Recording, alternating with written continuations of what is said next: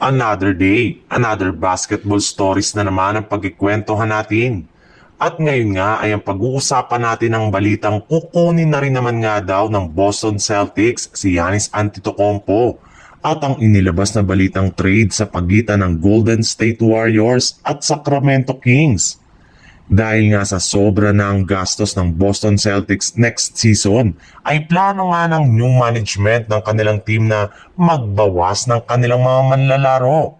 In fact, base nga sa kalalabas pa lang na balita, plano na nga nila na i-trade ngayong off-season ng ilan sa kanilang mga key players para lamang makatipid sila sa kahit konti na sa kanilang lineup. Expected rin naman nga na hindi maglalaro buong next season si Jason Tatum matapos siyang magtamo ng ACL injury kung saan posible nga na sa 2027 pa siya makakabalik sa team.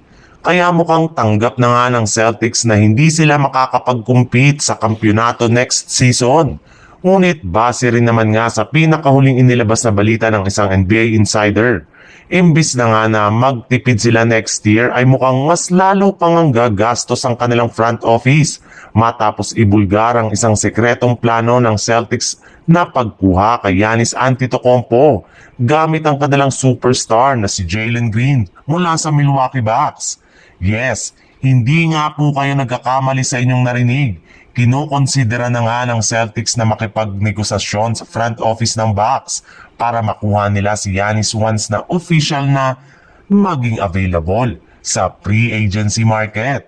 Si Jaylen Brown rin naman nga ang pinaka nababagay na player na pwedeng pamalit kay Giannis na siguradong hindi tatanggihan ng Bucks kaya mukhang magiging madali lamang ang kanilang gagawing negosasyon sa isa't isa. Sa ibang balita naman, meron pa rin naman nga sana ngayong qualifying offer ang Golden State Warriors para kay Jonathan Kuminga na nagkakahalaga ng mahigit sa $7.9 million contract.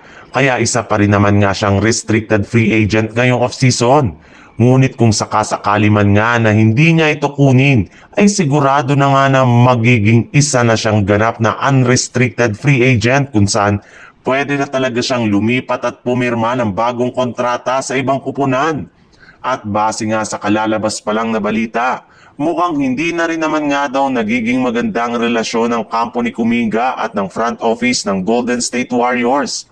Hindi naman nga daw sila nagkakasundo patungkol sa kanyang bagong kontrata dahil ayaw ngang ibigay ng kanilang general manager na si Mike Dunleavy ang hinihingi nito na sweldo na umaabot ng $30 million. Kaya dahil dyan ay mas lalo pang ang tumasang tsansa na i-trade na lamang nila si Kuminga sa ibang team kagaya na lang ng Sacramento Kings.